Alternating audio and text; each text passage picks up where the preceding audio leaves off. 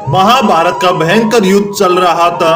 लड़ते लड़ते अर्जुन रण क्षेत्र से दूर चले गए थे।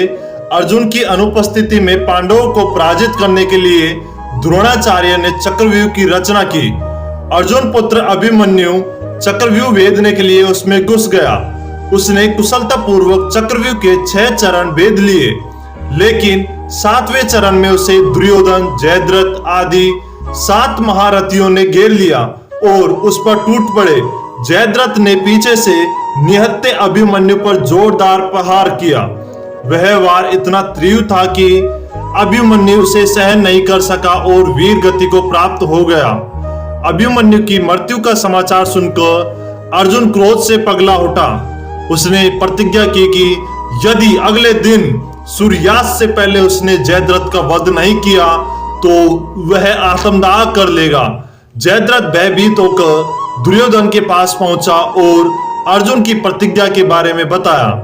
दुर्योधन उसका भय दूर करते हुए बोला, चिंता मत करो मेरे मित्र, मैं और मेरी सारी कौरव सेना तुम्हारी रक्षा करेंगे।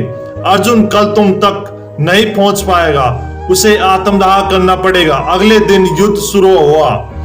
अर्जुन की आंखें जयद्रथ को ढूंढ रही थी, किंतु वह कहीं नहीं मिला।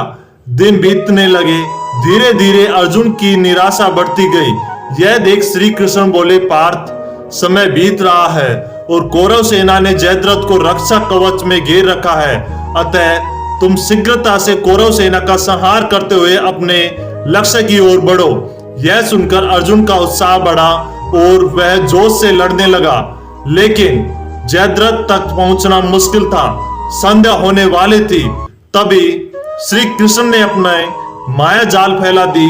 इसके फलस्वरूप सूर्य बादलों में छिप गया और संध्या का भ्रम उत्पन्न हो गया। संध्या हो गई और अब अर्जुन को प्रतिज्ञावश आत्मदाह करना होगा। यह सोचकर जयद्रथ और दुर्योधन खुशी से उछल पड़े। अर्जुन को आत्मदाह करते देखने के लिए जयद्रथ कौरव सेना के आगे आकर अट्टहास करने लगा। जयद्रथ को देखकर श्री कृष्ण बोले, पार्थ, तुम्हारा शत्रु तुम्हारे सामने खड़ा है। उठाओ अपना गांडीव और वध कर दो इसका। वह देखो, अभी सूर्यास्त नहीं हुआ है। यह कहकर उन्होंने अपनी माया समेट ली। देखते ही देखते सूर्य बादलों से निकल आया। सबकी दृष्टि आसमान की ओर उठ गई। सूर्य अभी भी चमक रहा था। यह देख जयद्रथ और दुर्योधन के पैरों तले जमीन खिसक गई। जयद्रथ भागने को हुआ, लेकिन तब तक अर्जुन ने अपना गांडी उठा लिया था। तभी श्री कृष्ण चेतावनी देते हुए बोले, हे अर्जुन, जयद्रथ के पिता ने इसे वरदान दिया था कि जो इसका मस्तक जमीन पर गिराएगा उसका मस्तक भी 100 टुकड़ों में विभक्त हो जाएगा। इसलिए यदि इसका सिर जमीन पर गिरा तो तुम्हारे सिर के भी 100 टुकड़े हो जाएंगे। हे पार्थ, उत्तर दिशा में यहाँ से 100 योजन की दूरी पर जयद्रथ का पिता तप कर रहा है। तुम इसका मस्तक ऐसे काटो कि वह इसके पिता की गोद में जाकर गिरे। अर्जुन ने श्री कृष्ण की चेतावनी ध्यान से सुनी और अपने लक्ष्य की ओर ध्यान कर बाण छोड़ दिया। उस बाण ने जयद्रथ का सिर धड़ से अलग कर दिया और उसे लेकर सीधा जयद्रथ के पिता की गोद में जाकर गिरा।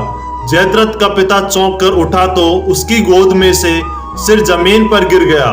सिर के जमीन पर गिरते ही उनके सिर के भी 100 टुकड़े हो गए। इस प्रकार अर्जुन की प्रतिज्ञा पूरी हुई। प्लीज हमारे चैनल को जरूर सब्सक्राइब करना। प्लीज जरूर सब्सक्राइब करना। आपके एक सब्सक्राइब से हमें बहुत मोटिवेशन मिलता है, इसलिए प्लीज हमारे चैनल को जरूर सब्सक्राइब करना।